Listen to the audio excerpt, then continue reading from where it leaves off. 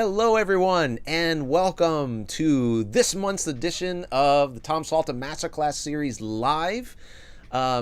This is a monthly session where I join all of my students who have taken any of my courses to join me live interactive in a Zoom session, so we can do all kinds of things from discussion points to critiques to demonstrations, what have you. And if you want to be part of this, if you take any of the flagship courses on the masterclass.Tom Salta or just tomsalta.com masterclass, you too can be part of this. But also, we're going live on YouTube, and when we can, I do go to questions and comments.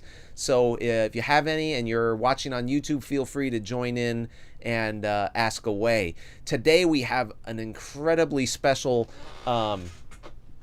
gift for you guys. We are welcoming composer Christopher Eng, who also works he's a co-founder of Elias Software, and which is a fantastic middleware similar to things you might be familiar with, like Fmod or Wise or things like that. And he's going to be demonstrating for us how he uses Elias 4 and how composers can use it for everything from sandboxing all the way to integration in the game, using it as the middleware in the game. So let's give a special welcome here. Christopher, welcome to the Tom Salta Masterclass Live. We're really exciting to have you here today with all of our students. So we have a pretty good turnout today. Hey everybody, we have Manuel, Chris, Toby, Greg, Pablo, Fernando, and Catherine, and Deborah too as well. We have a full house. All right, great. So anyway, I'm going to hand it over to Chris, and again, welcome, Chris. I'd love to see what you have in store for us today. Thank you so much, and thank you for having me. Yeah, I'm at my parents' house here in a cabin up north of Sweden, in a fantastic, really analog real studio. So I love it here. Normally, I'm a little bit more digital myself, but yeah, here we are. And thanks for the introduction. As you said, I started as a composer in this. In the gaming industry, and after like 3 canceled games or so, I got very involved in the tech behind the music, and I really felt that I couldn't do what I wanted. So I started designing my own system, and that became the first prototype went live in a game called Gauntlet by Warner Brothers Games, Arrowhead. And after that, we realized this is got to be a company and we need more people and so on. And now we're around 15, 17, somewhere. Wow. Working at this company. And I'm so extremely excited about these times. And it's a kind of strange time because we have taken a leap now. We used to be only adaptive music for games. And there's a lot of games with like Wise Analyze or Fmod Analyze and so on. But we actually released Elias 4 this year, 2 weeks ago actually at GDC, and that is the complete system. So it's more like we're gonna stand on our own feet now from now on. But since this is a composer thing, I'm going to talk about the music part of Elias and so on. Great. And but I'm also going to show a small part of the audio system as well. But we're going to start with the adaptive music system called Elias 3. Great. Yes. Now I'm going to see if I share correctly here. Share sound, stereo, and fingers crossed. There it goes. Yeah, looks like it's working. All right, cool. Let's get a full screen for everybody here. We got it. You have it? Yay. Great. So, and I think the best way to explain alias is what I wanted to solve back in the days. What I thought wasn't there in other middlewares was well, first thing, one thing that I hated doing was all the looping. Try to loop things nicely and so on, and you try to take this tail and you put it in the beginning and the loop sounds right, but the start sounds awful, and then you find different ways of doing that.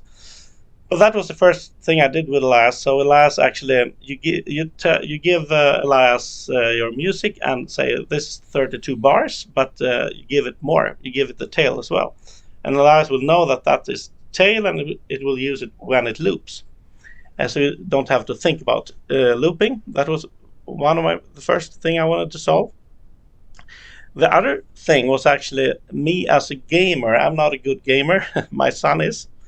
And for a composer to die on the same place and start in the same place and hear the same music every time, that's really annoying.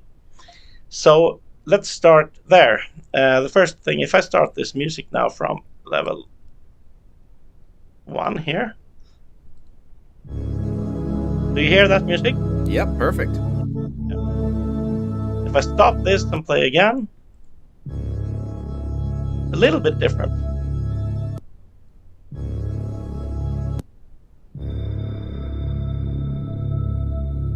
Every time it's a little bit different. I'm going to come back to that after I explain what we see here. We see a bunch of tracks. These first 4, in this case, it's total up to the composer. How many tracks are actually up to the composer and the CPU, of course. But these 4 first tracks are audio tracks, and then we have some MIDI tracks. The MIDI tracks will trigger a sampler, and we actually did a collaboration with Orchestral Tools with this sampler. And so you're going to hear both audio and MIDI here. Well, you're not going to hear MIDI, but you're going to hear the instruments. And so these are the tracks. And it's not only tracks, because if I click on this choir, for instance, here, then I have rules for this track. One thing we call agility settings. And that is, this particular track is allowed to change every second bar.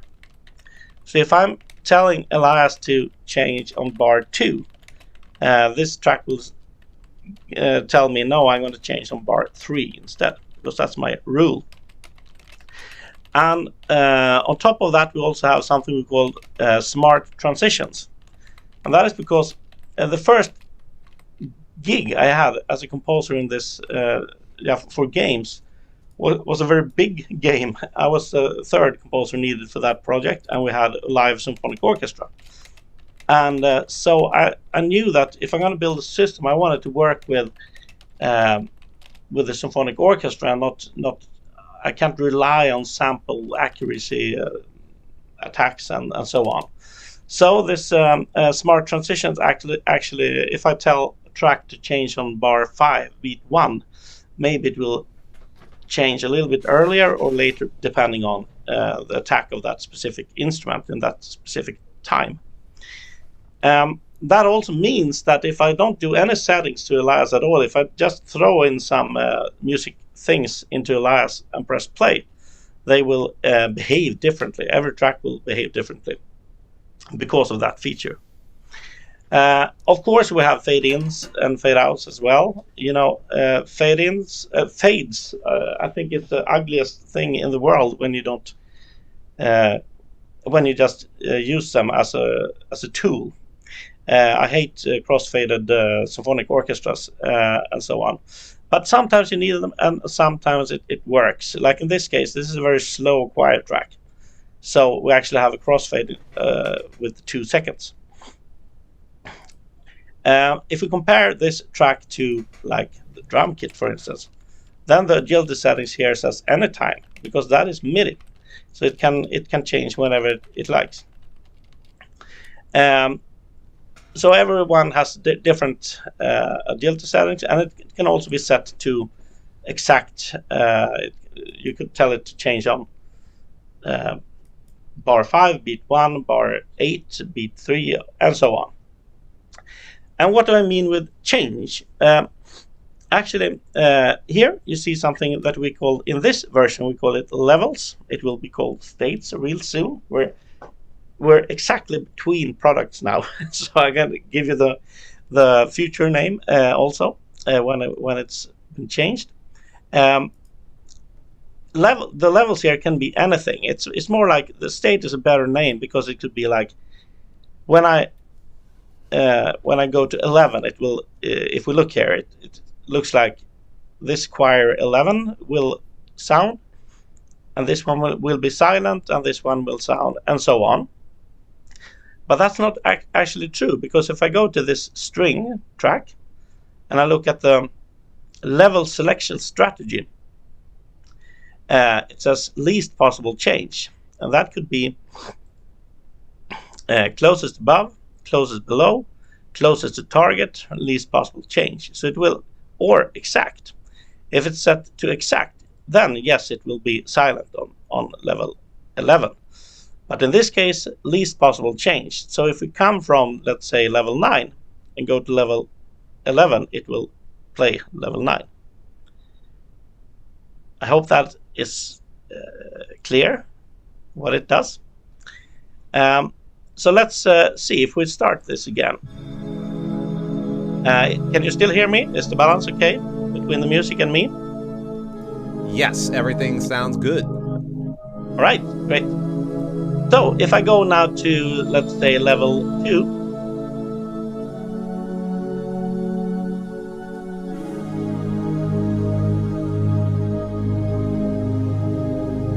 I go further, let's say level 4.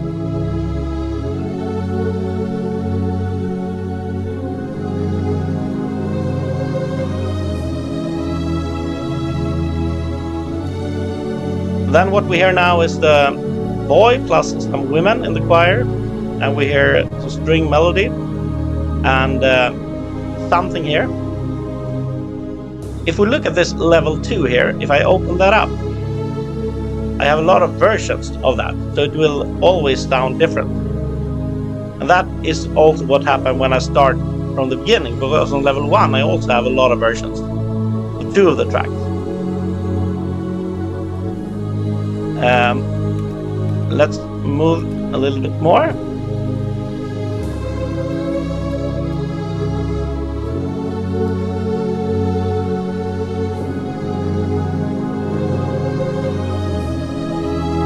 Now we have some horns, trumpet. Before we go any further, one more thing that I really wanted to use in games was motifs. And I had a really hard time using motifs with the tech out there. So we started something we have stingers in the last. The stingers are one-shots, but we can make them be tonal as well. So if we go to a brass stinger here now, if I play,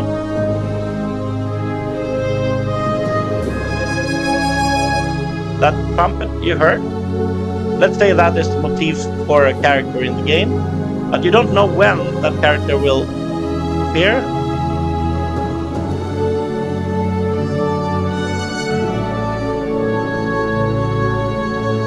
So it will actually adapt to where you are in the music. And in this version, it adapts like this. If I go to the stingers tab and I look at, here's my tonal stingers.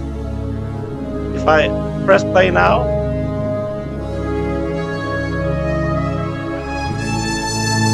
this time it shows the first one.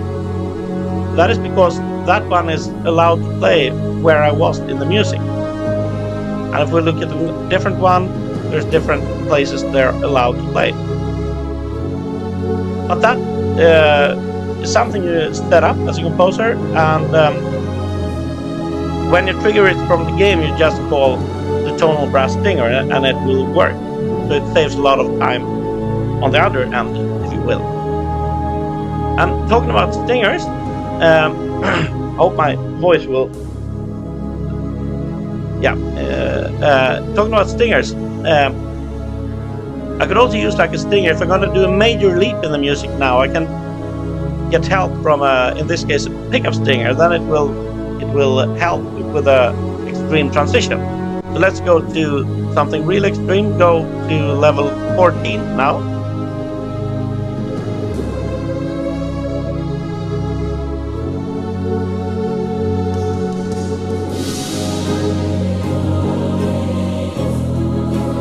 And it sounds a little bit more linear than just crossfading that way. Also, it's good if you're going to do a major leap downhills.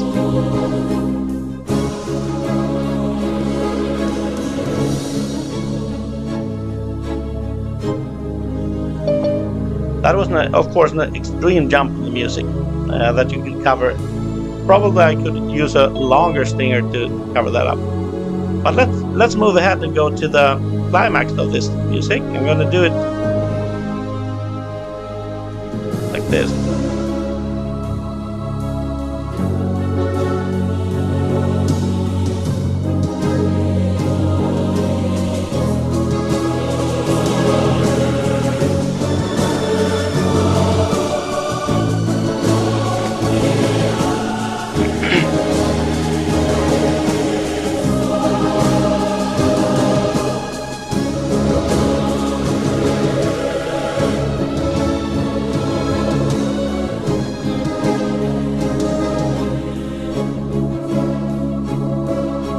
And let's go down again to hear me speak. As you see, they all have their own way of when to change and so on. And the reason I think that is important, that is to avoid the feeling of something, a mix, crossfading into another mix and so on. And do it when it really fits the track. Now we're going to do a kind of an extreme jump, because this is still just one piece of music. So let's go to a completely new piece of music. But we're going to use a stinger that starts in this music and continues into the next music. I could do it here, but we also have something we call action preset. And an action preset is actually the same thing as here, but you script it. So in this special 2 battle high, the first thing I'm going to do, I'm going to override all the individual settings, because you don't want strings to stay in one piece of music while the other one leaves it. And we're going to go to a different theme that it's called in this version. It's going to be called arrangement in the next version. And we're going to go to level 5 in that. We're going to jump to bar 1, and we're going to use a theme transition stinger that's going to help us with the transition. And there's more to it as well, but that is how this is set up. Let's go back, and we call this action preset.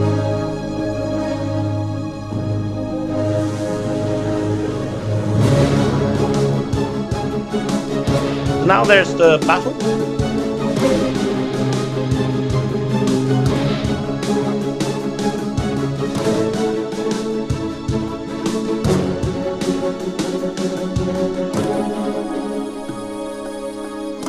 And one thing with the last is that you know the music in this case, I think it's probably 32 bars. Yes, it's 32 bars. And as I told you, you can give it more so it will have the tail, but you can also do smaller segments. So in this case, just a very short percussion loop is 2 bars long. But the tail thing will be true here as well, so it's a little bit longer than 2 bars, and that is why the loop works. And you can also, like in this brass, you just put what you need here. So when we come to bar 17, it will play.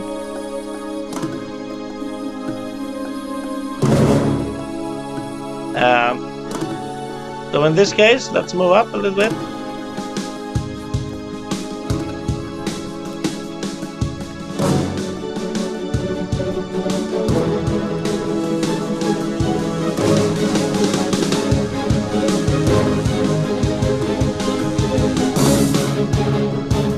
And now we can, of course, the pre-script if you want to win or lose.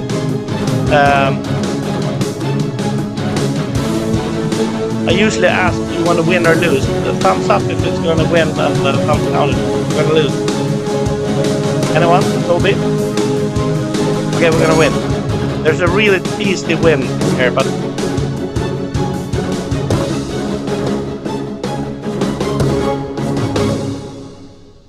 it's what we call in Sweden, it's like a Eurovision ending. Yeah, but so what I just played now, and this is a way for a composer to test all aspects of the music and go from there to there and find the best way of doing it.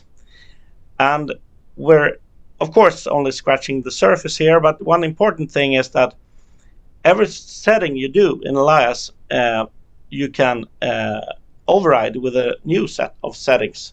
So a normal way of using Elias in the game would be like you have the musical version, and then you have the fast version as well if you need it to be faster. But then it might not sound as good music-wise, but it will work. That is Maybe awesome. we can take some questions already here. That's great. All right, cool. Let's see. All right, so turn off your screen sharing so we can see you again, and then I will get everybody back in here so we can go to our gallery and see all of our participants today. So this is great. Actually, we can't even see everybody because there's so many, but this is great. Awesome. Well, thank you, Chris. This is great. I know we have tons of questions. I certainly do. So it looks like, Chris, you're first. Hey. Hey, nice name. Thank you very much. I've actually been using Elias to test my cues for a while. I find it really comprehensive. I absolutely adore the software. And I had a question, if you don't mind. Well, one thing that I couldn't figure out how to do was if I wanted to have an intro cue before I got into my adaptive arrangement, I could do the ending. I could figure that out, but I couldn't figure out an intro because as soon as I hit the play button, the loop's going, and I wasn't sure how to do an intro. So that was my question. Yeah, and it's an easy answer. We have something we call pickup beats, and that means you're gonna do stinger, but you set the pickup beats to the full length of the intro. So let's say you have 4 bars intro. Then you will have 16 pickup beats on that stinger. And then when you press play, and be sure to select the stinger to use in the beginning, then it will, I could show you, but then you can then you will see that the loop starts 16 beats before the end and will be silent until the stinger is fully played. I see. So you set level 1 to be silent to make sure that the loop's not playing in order to hear the intro, and then have it go on to level 1 after level 2 after that. Is that right? Yeah, actually, it's like this. Since it's the first thing you do, the loop tracks won't play until that stinger has played, because you are actually telling Elias to start with this pickup stinger, and then it will know that nothing else is playing right now, so it will be only that pickup stinger does it. But it's a really good question, and we are it's not super intuitive.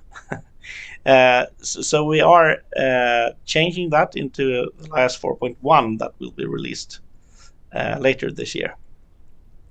That's awesome. Thank you. Great. Thank you very much. Toby, you have a question for Chris. I do. Hello. Hello. I'll just put my hand down. Chris, sorry, I'm just trying to pick up the pieces because I'm literally just blown. That's some really incredible thing that I've just witnessed. One of the things that particularly struck a chord with me was mentioned you were frustrated by reverb tails not being included when loops were happening. How does that work within the system? Like, can you use send effects for the audio? Okay, so I'd do that as I would in a DAW. Okay, and with the MIDI trigger tracks, are they? It's a very boring question, but are they VST compatible or AU or similar? No, actually, but that has only to do with legal issues. Oh, okay. Right. If you wanna, I used to have hair, but I tried to argue with VST companies, try them to understand that if you have a instrument live in a game, that doesn't mean that you're giving away that instrument to all the gamers. But in their mind, it's often like this. But then I met Orchestral Tools. For me, that's the best company in the world when it comes to instruments, and they totally get it. So we have, they have done a library for us that is called the Elias Essential Orchestra, and that's the Berlin series in a mini version, you could say. And and then we have our own libraries, and we have a couple of others, handheld sounds, and a couple. But it's not VST per se. You could use our sampler and use them in your DAW. Sure. Okay. But you can't take any VST input into Elias. It has to be on the Elias system. Thank you very much. And sorry for walking around just then. I needed to plug my laptop in. I didn't want it to die whilst you were answering my question. Don't worry. Yeah, just to follow up, man, this is impressive. You've shown me answers to questions I didn't even know I had. All right. So thank you very much. Thank you. And it's I have to tell you, I don't know really how to, but we just came home from GDC doing our biggest release yet, and that is not what I'm showing you, because Elias 4 is the audio part of Elias, and I could show you that as well. And the way it works, the way Elias 4 works, is that it's really focusing on audio design, but it can play back all Elias 3 projects, so it's backwards compatible. Okay. But Elias 4.1 will actually be the same system for the music and the audio. Awesome. So could that include sound design elements as well? It's up to you, Tom, if you want me to show briefly how the sound system works. Yeah, absolutely. I think so, because there's plenty of composers who have to delve into sound design as part of their workflow. So sure, I think a demonstration of that was fine. Great. All right. I'll do a really quick one. Just going to see it so I share correctly here. So are you familiar with the Unity? Some of you might be. Yes. You know, there's Unity and Unreal, the biggest two. And what we're seeing now, I just have to rearrange my... I can't see the whole... Oh, how annoying. Yeah, now I can see it. If I start this... if I start Unity now, and we have the simplest demo in the world now, what you see is two surface types. We have gray and blue. And if I walk now, do you hear footsteps? And you hear that, right? Yep. And what we're not trying to redo Wise or Fmod. We are trying to do it our way. And the way we start to think the same way here. So what does a sound designer want to do? Well, he wants to design sound and in an easy way put them into the game without the need for programmers. And the way we did that, if I have this running now, and I go to Elias 4,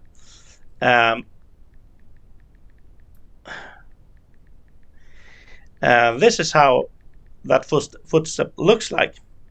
And now there's a real crash course course in sound design. What we do now in the last, we are looking where is the listener, and when the listener walks 3 unit distance, we're going to send a pulse, and that pulse go into here, and this node here will check where on what surface type is this character walking on.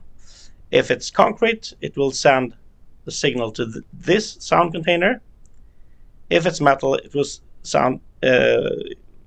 take it here, and then out to the output.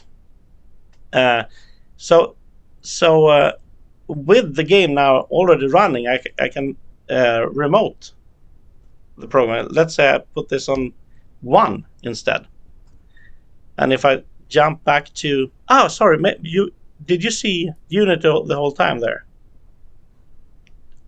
Of Yes. course, because I shared. Oh, how annoying! I have to reshare, I think.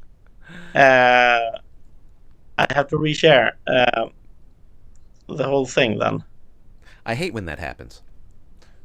Yeah. So now you see the program. Now you see Unity, right? Yes. Yes. I'm just going to start this again. So where were we? Yeah, we were. You remember how the footsteps sounded, right? Mm-hmm. And now it sounds like this, and then out to the output. And what I did, what you couldn't see, I went here and just changed the threshold. Let's put it on 6 this time. 6 Unity units, and go back and walk. Now it's really slow. And this of course, I can do whatever I want here. I can also change the pitch, for instance, and I can do anything. I have all the building blocks I need to do whatever I like with the audio.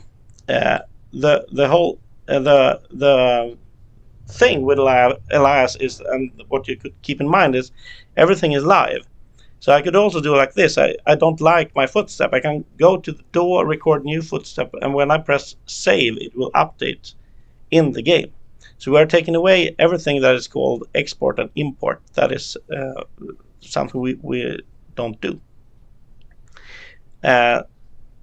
So this is a very super brief look into the last 4, and I can go into the music examples.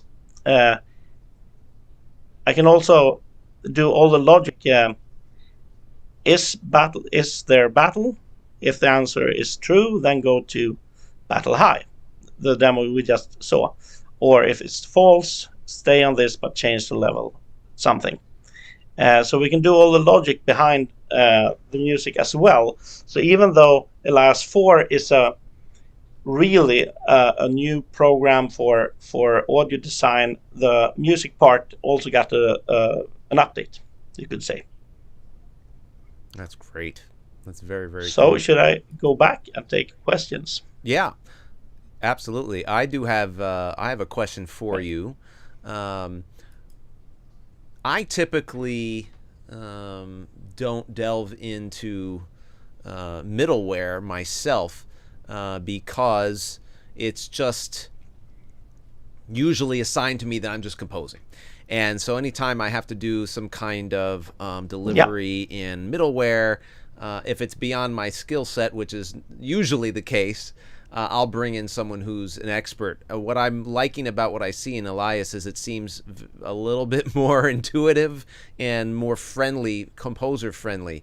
How easy is it to learn, and what kind of tutorials are available for people like me who are more creative, music oriented rather than, techie and programmer oriented? Yeah. Well, it was Elias 3 was designed for people like you and me. I don't like tech. I'm starting to do it actually, but I don't like when it takes me forever to just do a simple thing, because the tech is so hard to handle. Right. So I think, and I think Chris Frost, if you, I don't know, have you seen the tutorials and so when you try Elias? Yes, I have. Yep. And I think for Elias 3, I think we have there's a lot of tutorials that covers almost everything. And I think there's good documentation and so on. Elias 4 will be that way, but it's just released. So please bear with us. We need to do a lot of tutorials for that as well.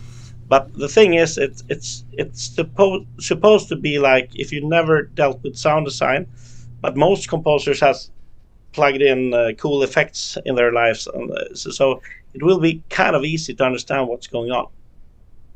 Understood. I think we have 2 raised hands. Yes, and I have I'm going to ask you another follow-up question with this, but let me give it to the students first, and we'll come back to me a little bit later. So, Pablo, you have a question? Right. Yeah, how do we obtain Elias? It's like a DAW license type of thing that you pay once and you use it, or what's the deal? Because it looks pretty cool to play around with. Yeah, we are trying to we're like David and Goliath, but we are trying to change the way licensing goes in games. So we are moving to what we call a per seat license. So you will have, if you buy a license of Elias, you can even release games. You can do anything.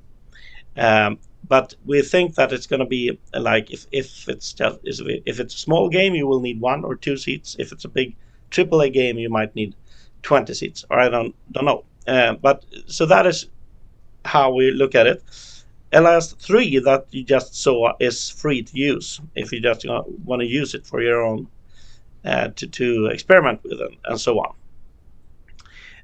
But if you're going to release a game with it, you will need a license, and then from now on, it's going to be called a seat. Gotcha. And I just want to make sure that's clear. What each game you have different seats. Whoops, I'm sorry, I'm getting some cross feed there for a second. So I just want to make sure it's clear to everyone that actually, as just a composer in a studio working on your own, experimenting, sandboxing, Elias is free. So you don't need to purchase it only until it makes its way into a commercial product, into a game. Is it, Chris? It's accurate for now. Okay. It's accurate for now. When it's a combined program, it might look a little bit different, but we will cover all these needs as well. Great. All right. There are other parts. If you think of a studio might need, like everyone might need Elias to make the game run. And that doesn't mean that everyone needs a seat. We also have something we call going to call something like a reader license or something like that. But we are trying to cover all areas. But for now, since Elias 3 is already free to use, that is what you can. That's still going to be free. Great, Chris, you have a question. Hi, yes. This one's not from me. This one is from Joe Mahan, who is one of the Masterclass students, who apparently met you at GDC recently and had a lengthy conversation with you. So he couldn't be here today because he's got a job interview, but he's left a question with me and hope that you can answer it for him. It's quite a lengthy one. He said, delving into audio, delivering audio into a game engine without sound banks opens up the possibility of delivering a massive amount of content to the user.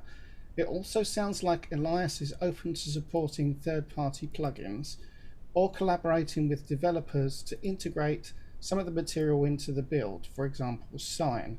Are there any plans, or would you be open to integrating or developing a plugin that reads existing track metadata and performs some basic implementation functions such as setting markers at song sections or splitting, rendering to smaller chunks?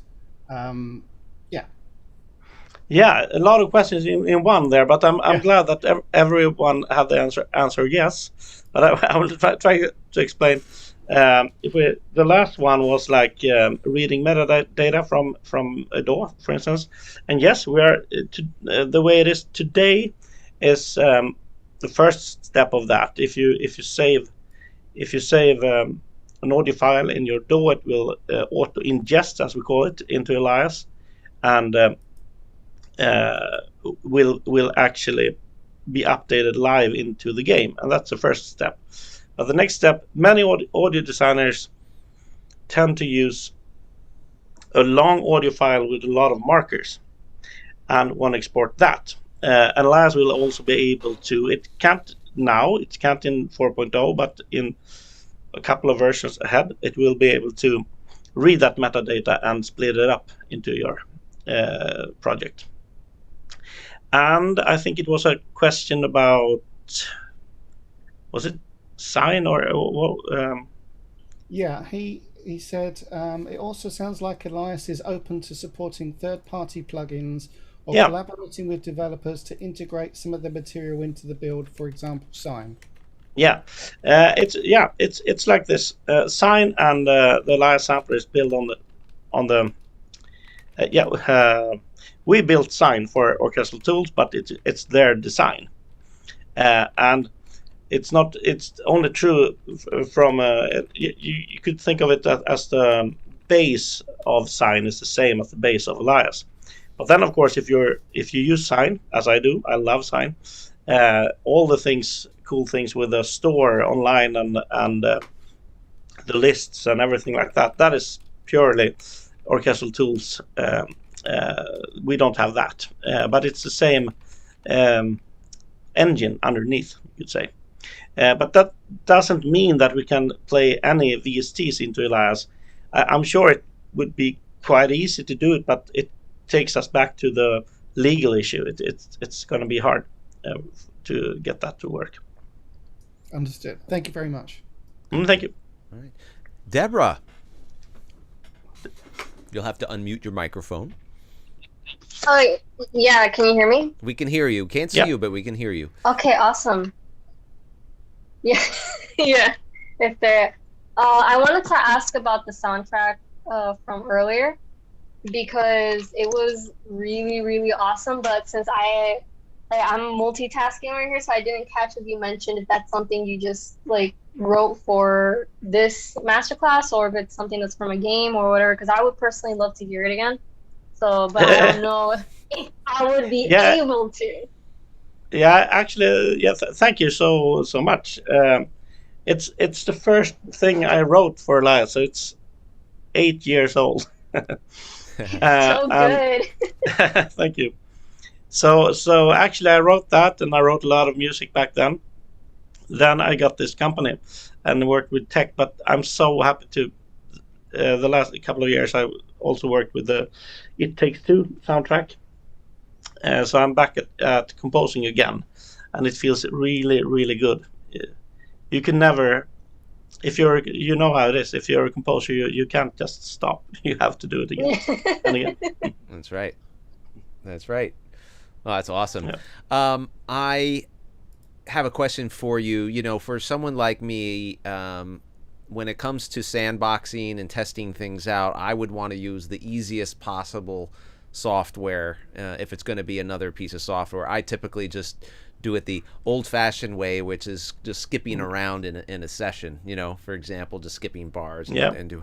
However, this opens up new doors, of course, because of all the complexity that you can simulate and layers and options quickly on the fly.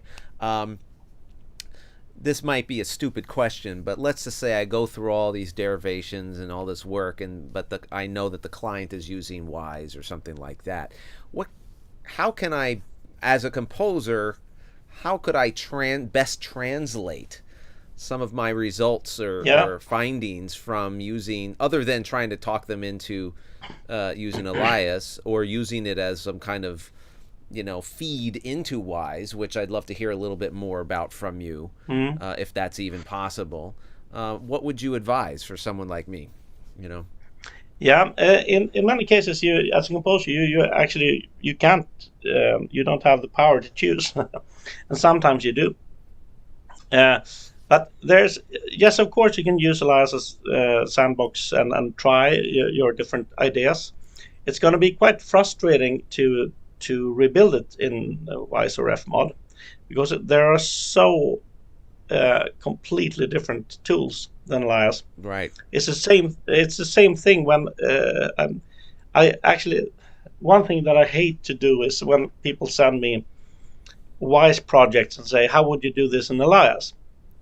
And it's a little bit like, yeah, I can do this, but then I don't show what Elias can do, because you have already set the rules within Wise in that case. Right. And so it's there's some things you can do and some things you can't do if you do the demo in Elias and then try to do it in Wise and Fmod. And I love these programs as well, and I'm friends of both Simon at Wise and people at Fmod, so we're all friends. But I think, and I hope they think, that composers need more than two choices. They need more choices, like all the other disciplines in gaming. So it's a matter of what you want to do. I could say, like, it might not be true for Elias 4, but if we go back to Elias 3, if you're going to do the music for, I don't know, Beat Saber or something like that, well, Elias isn't built for it. You could do it, but it's going to be a lot of workarounds, whilst I'm sure Fmod will be perfect for that game. So there will always be strength and weaknesses in all the three. And I think what Elias does best is narrative music or story-driven music. And if you want your music to sound linear to different ways of playing the game, then that's the strength of Elias. If you like crossfades and more landscapey things, then all three can do it equally good, I think. Gotcha. But when it comes to making music sound linear, that is the strength of Elias. That's really great. All right, thank you. Thanks for clearing that up. Cool. And you had a question, of course. We've been in a lot of games with Wise and Fmod before. And it's going to be possible with Elias 3, but we will not support Elias 3 for long. And when it comes to Elias 4, our aim right now is to stand on our own feet and do both sound design and music. But of course, we will try to if you have a project where there's already Wise or already Fmod and want to use Elias, we could probably make it work. Okay, cool. That's very interesting. Excellent. Now, do we have any other questions from the gallery here? Because I do want to mention that for all Tom Salta Masterclass students, whether you're here or not, Chris was kind enough to offer a coupon code for any of those licenses that you might need for projects that you're working on. Those will be sent to you directly as you're on the mailing list in your email. So be on the lookout for that. We will be able to send you a code, and thank you, Chris, for providing that for us. So are there any other questions for Chris with regard to Elias or with regard to how he uses it as a composer, in the context of the game world? Anyone else? Good. Well, we covered a lot of stuff here, so I think we got. I could just a small thing. I just see we are also redoing. We are totally in between products now, so we are redoing the webpage. So if you wanna download just Elias 3, you will still just click on the download Elias 4 and free trial version, and then you will have to do account. And when you have done the account, Elias 3 will be there for you. Great. And the website is, I know it's easy to find, but what is the website for our? EliasSoftware.com. EliasSoftware.com. All right. Easy enough. Yeah. And as Tom said, we will email coupon codes. Yep. Not today, but hopefully tomorrow. Sure, yeah, absolutely. We'll send it out. So be on the lookout for that. You'll get it from the Masterclass website. Awesome. All right. Yeah. Well, Chris, thank you so much for joining us today. We're gonna open it up to any other questions. We have just a few minutes left, so I don't know if there are any last minute questions or anything that you'd like to ask either Chris or myself when it comes to game music or middleware integrations or things like that. Deborah. Yeah, I wanted to ask, considering that there's so many different middlewares to learn. Yeah. Like, what would be the core difference in your experience that would distinguish Elias apart from the other middlewares that you would be like, this is why you should pick Elias over any of the others, for example? Yeah, the main difference would be, and I'm sure both Wise and Fmod would agree, both these softwares have been around for many years, and that means a lot of features. But what we might have instead is maybe a more modern workflow and modern framework, and maybe a little bit more prepared for the future. But with that said, there will be features in Wise and Fmod that we don't have yet in Elias, but soon. Oh, okay. Thank you. Thank you. Great, cool. All right, everyone. So, I think there's Pablo, two more I think questions. you have another question. Go ahead. Yeah, I'm curious to know how you would use the software, being yourself seasoned, experienced composer. How would you envision yourself using it?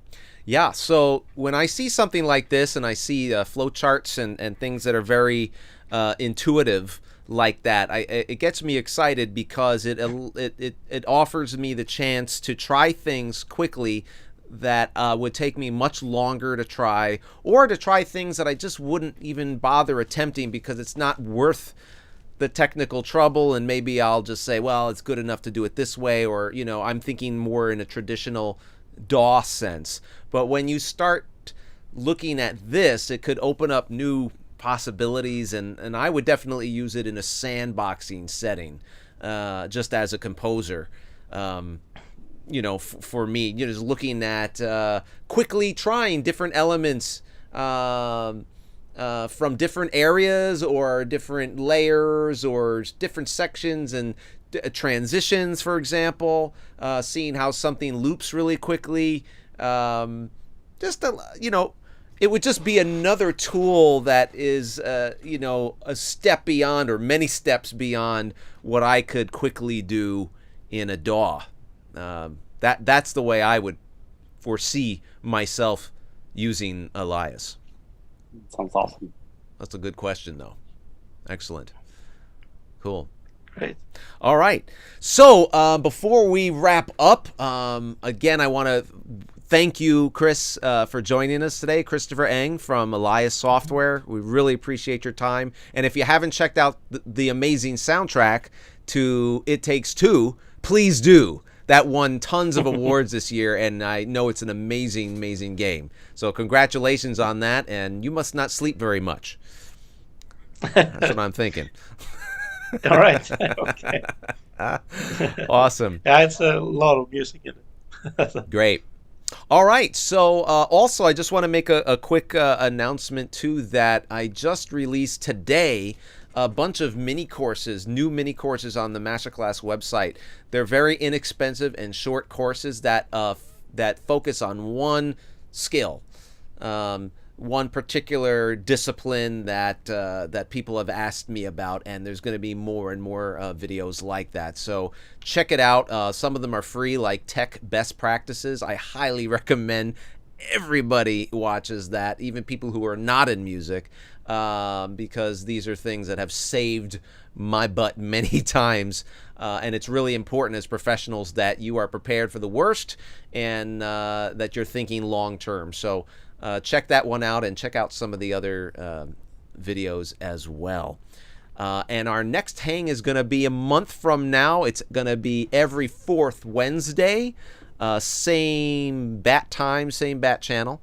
So 4:30 p.m. Eastern Standard Time. It's going to be on May 11th.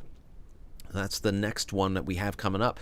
So again, if you want to be part of this next time, please sign up and join and purchase any of those main masterclass things, and you can join us live here. And please, if you haven't already, please like and subscribe to the YouTube channel so you get notified when we do this again.